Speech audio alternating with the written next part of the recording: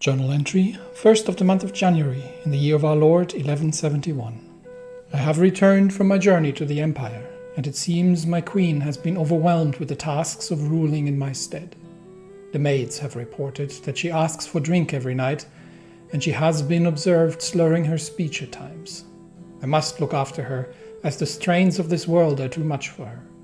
As such, I shall remain at court and focus on my family and the plans for Gévaudan and Montpellier. My journeys have borne fruit, however, and the legend of my deeds has spread far and wide across the lands. Soon, I believe, I shall have surpassed my grandfather's fame and enshrine the name of the noble house de Villeron for many years to come. Indeed, Queen Valence has become a bit of a drunkard, and this was all too much for her. So I shall remain in Toulouse, as we are spreading the legend, and we only need less than 100 more baronies before we can upgrade it from illustrious to whatever the next stage is. And that means we need to save up 380 coin. I am still currently running the, got my court chronicler, my court musician, and my court poet in the moving around across the lands to improve the spread of my legend, but that is rather costly in terms of expenses. So. We won't be doing that for too long, but simply to increase the number as quickly as we possibly can. And we don't want to change anybody's contracts, but we could ask the church for some additional coin to help with the development of the lands, and I don't think that's a bad idea, because this pope. I think if coin can be brought from the coffers of the church instead of wasting it on the Pope's worldly desires with women of negotiable affection, or men, women, then it can be brought to our lands. Then I think this is a better use of the gold. So we shall simply be asking him, and then we can use the additional coin. We can use the additional funds to build up the lands of Gévaudan and Montpellier, where we are currently. We're looking at the development. Where was my focus right now? Montpellier is where we're focusing right now, because Cévennes actually has. Was it Cévennes? I think has the Cévennes mining settlement. Which we could upgrade for a flat out 2 coin per month extra, and another 5% development. We don't have the keep building, so that means we need to upgrade the castle first, and we can't upgrade the castle because Cévennes Occitan. There we go again. So we would have to promote the culture. Anyway, can't do that just yet. But for now, we're increasing the development in Montpellier, and hopefully, because Toulouse is already at 36, and that is getting relatively difficult to upgrade further. So we're trying to get the eastern side of the kingdom to be improved. But we may have to switch the task of my steward Offa, who has his own problems, into promoting the culture to Toulousian in order to get the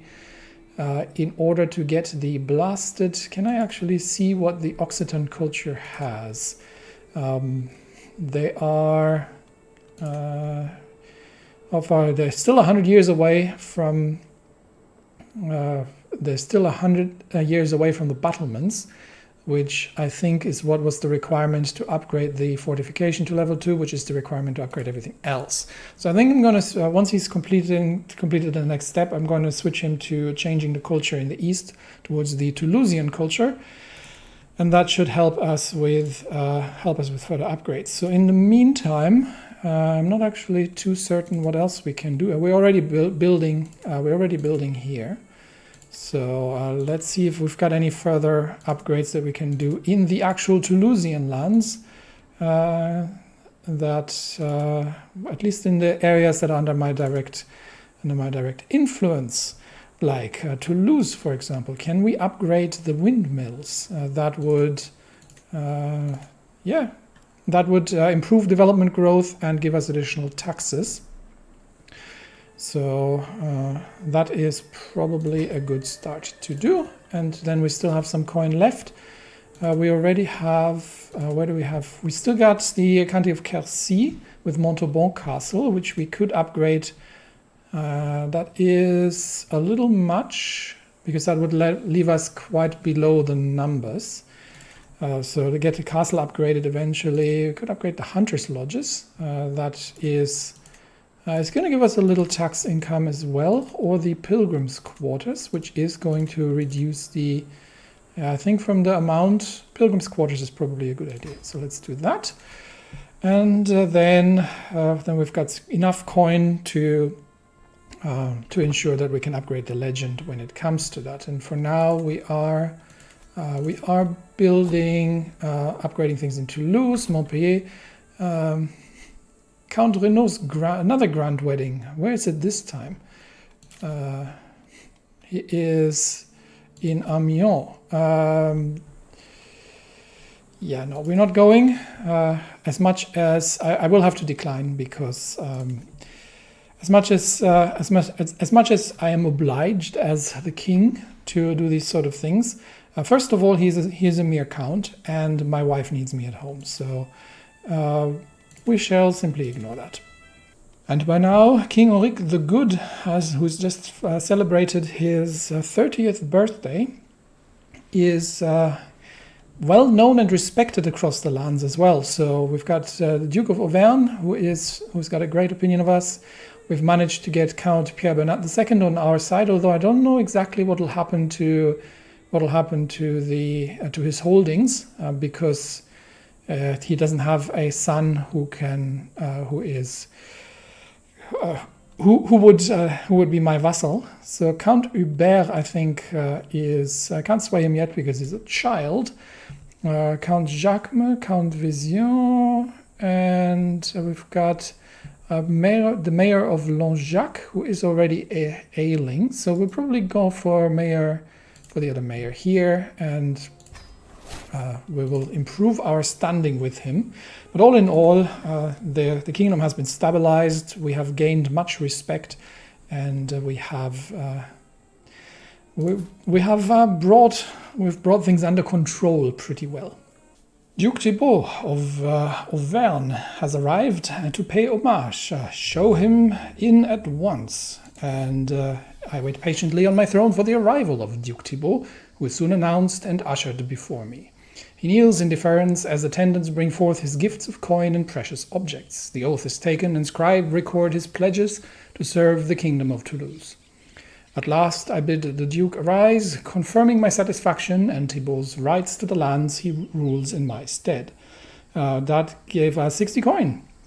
And the de Villeron dynasty has gained a fair bit of renown, and my court grandeur has increased. So we are currently a reputable house, not yet quite well known, but we're getting there. And if we're looking at the current dynasty tree, unfortunately, my sister has been taken from us way before her time. But I've got a few siblings still. Juliana, who's not been blessed with children, unfortunately, but Princess Navarre has Dumonge, my nephew, and Peronella, my sister and confidant, has Raolf, who is, well, married and at least useful in court. So that's something. And obviously we have my own next in line. Many sons have been given to me, so that's something to look forward to divide up the lands between them. And the legend is spreading like absolute wildfire as it makes its way into the Andalusian lands, and even in mighty Rome. People in the halls are talking about the endeavors of de Villeron. Adalbert is now the same age as I when I ascended to rule. My path was filled with hardships, being responsible for the whole realm at such a young age, yet it made me the man I am today. My childhood was much different from my peers. Instead of childish games, I played the game of adults. I played it and learned it well. There is a suitable land, the county of Quercy, where Adalbert can become a ruler as I did. But is he ready? Is my path the only one that prepares for the harsh future? So we do have an option to send him to Quercy and get him to effectively take. He's 12 years old. Then we could get realm management for 4 years. We shall simply not repeat. We shall not repeat the mistakes of the past. There is no need for a 12-year-old to take on the duties of an adult just yet. This simply was a consequence of how things have turned out. But I would prefer him to come of age here, and then take on his duties later in life. So we shall not repeat the mistakes of the past. That gives him 2 stewardship, and we have additional legend promoters. And as you can see, the legend spread. You can watch it spread. Actually, it was quite impressive with all the coin that we're putting behind it. You can see it increase by the day. And we have a new stewardship perk with that. So we can get I did say I was going to go down the architect tree. I do still have... do I have any hooks laying around? I think most of them actually expired, but let's see. These are... this is all my family. So there's really no... I'm not going to pillage my children for coin. So no. Don't really need the golden obligations. I'm going to go down the architect tree, and we're going to go for professional workforce. Defensive measures would be good as well for a collective fort level everywhere. And but I'm going to go down here first, and then we'll do the other branch. So this is the first one that we're going to go with. And then we are getting reasonably close to 300 baronies, as this is just spreading everywhere.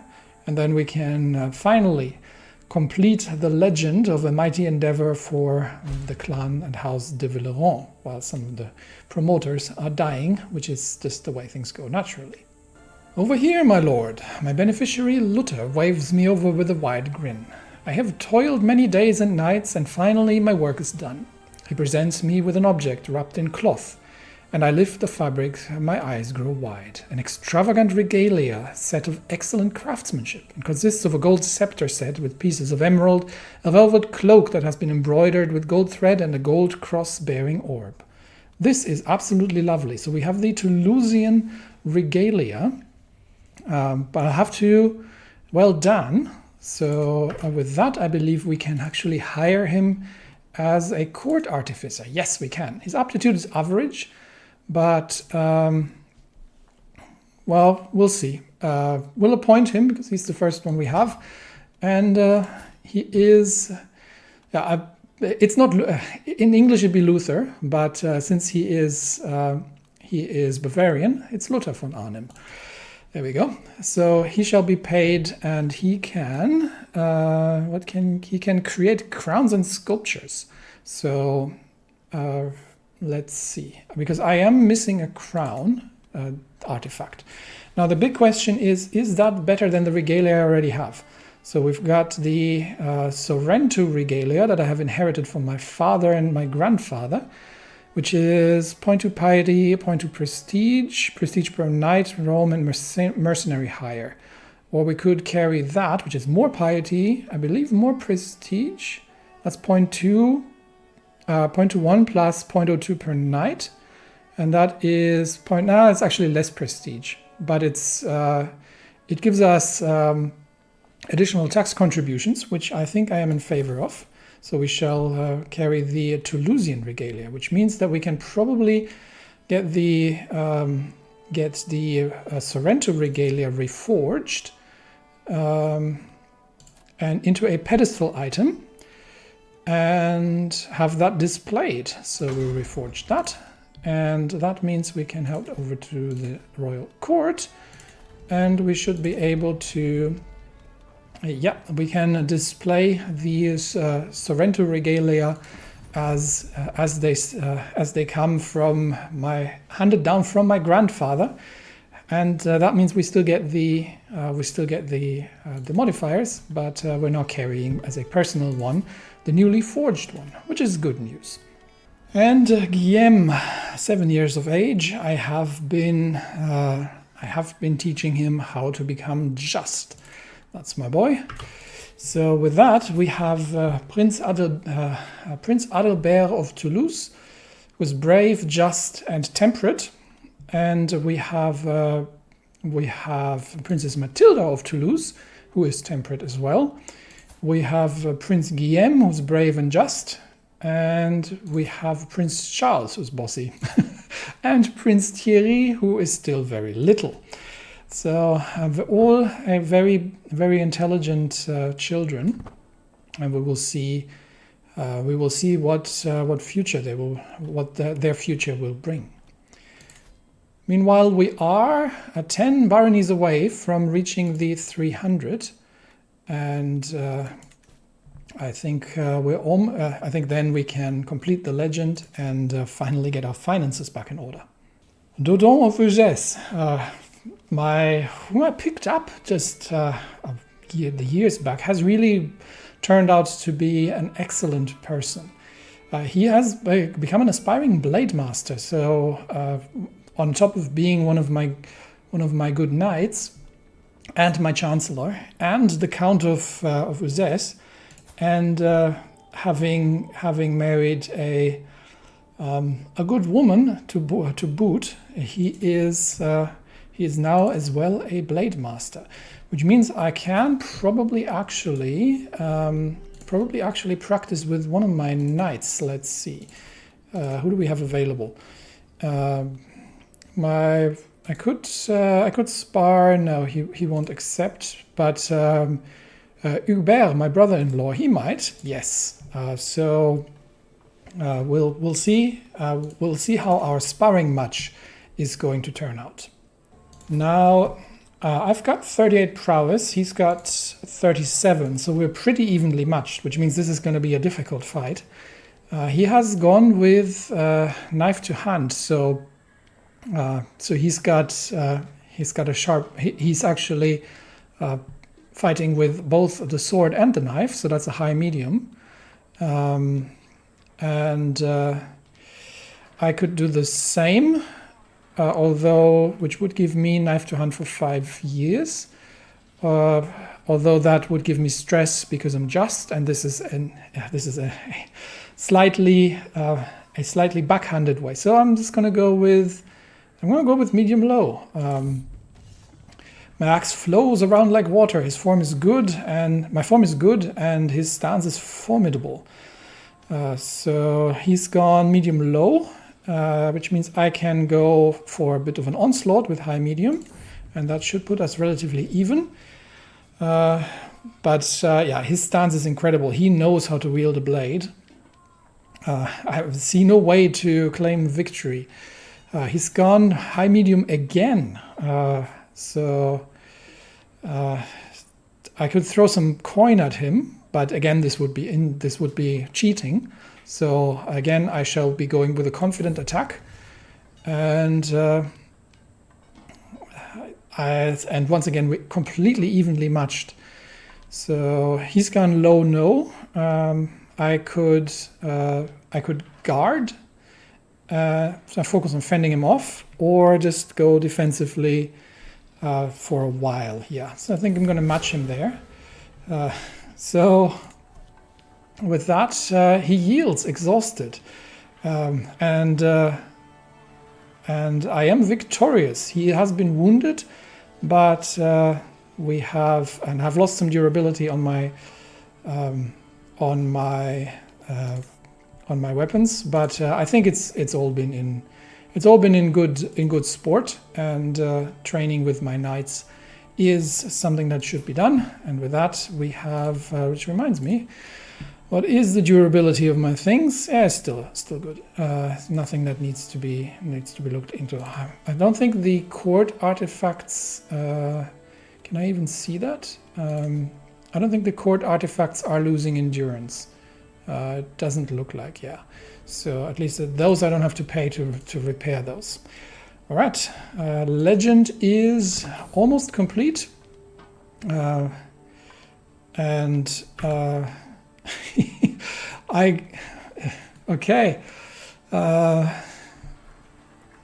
do have gotten delusions of superiority. Oh, that's great. But I do have gotten some experience in the foot trade, and that has given me some prowess and martial in return. So he actually has gained the leader of Knight's Trades for 10 years. So that was a good bout, all in all. And we are one barony away from being able to upgrade the legend. And there we are, 300 baronies. We can upgrade the legend. So we can once more increase the quality, which is going to give me the consolidation of kingdom decision. Access to the legendary, you see where I'm going with this. Access to the legendary palace option. We'll get a claim on every existing title inside the Empire of Francia, and the legend artifact decision, 690 legitimacy, and we are going to increase the quality of it. So with that, we are at the mythical legend quality, which means we can now complete the legend. No longer need any need for promoting it. So we shall complete this legend now. And we have, with that, we have achieved the end. Here's the end of the book of King Enric and his noble family de Villeron, whose fame and legitimacy is known across the whole land. And here is the end of a mighty endeavor for de Villeron. Enric's legend culminates in a marvelous adventure. His great deeds of arms were such that all kings had wonder thereof, and many nobles and commoners came to his encounter, for they wished to see the legend in the flesh. And here it was written, Toulouse, 5th of December, 1171. Justice for the downtrodden. This motto has been in our family since my grandfather was but a boy, without a title to his name, and a big dream, who began walking the lands, and yet here we are, and I believe my grandfather at this point proudly looks down upon me, as I have not just matched but surpassed his original legend in the great name of House de Villeron, which is now famed across the lands. So with that, we have the legend completed, which means I can now get all the people to stop extolling the legends. We're not promoting any legends, we don't have to search for any, so we're now going to be stopping all these endeavors. There we go, which significantly improves our monthly income. We no longer need to bolster our legitimacy because we are an ordained ruler. We are basically at the highest level of legitimacy that we can be. So my court musician no longer needs to do that either. And with that we have potentially a few more positions to fill at court now that things actually have we have our first inspiration. So I think we can actually go back to improving artifacts. Yeah, we'll do that. My caravan master is improving his skills. My personal physician is working well. My seneschal is organizing my court. My tutor is who is my sister, Princess Juliana of Toulouse, is educating the children. My wet nurse is instilling virtues. Gonsalin is still struggling. And I think I can stop my master of the hunt from looking for dangerous game as well, because I do need to stay at home for... Actually, that's fine. We could even get him to go for legendary, but that would cause him quite some stress. So yeah, all in all, I think we're looking good. Could flatter some dignitaries, but there's no need for that. So we can hire a few more people to court positions. So let's see what we've got. But first of all, we can clear ground for a legendary building. So we will get a legendary palace for a special building slot. So let's do that. I will get to choose one, and of course it's going to be Toulouse. So select a barony. Toulouse, yep, that's where I want. And Toulouse gains the legendary palace special building slot. So let's clear the grounds. The grounds are clear, and that means we can now, once we have 1,350 coin, build a legendary palace in Toulouse, which is going to once again have a significant impact on everything. But for now, that is what we do. I have instructed my steward Offa to begin working in the county of Montpellier to promote the Toulousian culture, and that means we will be able to do some further upgrades when things come to it. And that also means that then we can focus more again on improving the development, which is still relatively low, but Toulouse itself is at 36, which is at this point significantly better than the center of France itself, and still only overshadowed by places like Rome or Byzantium, or much further away countries. But Mecca has a slightly higher development, but we are at the level of Cairo, and if we're looking at the Holy Roman Empire, there's nothing that can compare with the grandeur of the Toulousian kingdom. Now, this does open up some opportunities in the future, given that the reputation of King Enric the Good is now such that the people of across the lands are looking up with envy at the Kingdom of Toulouse, and are yearning to have as good a life and as good a ruler as the Toulousians as themselves. So measures may be taken at some point in that regard.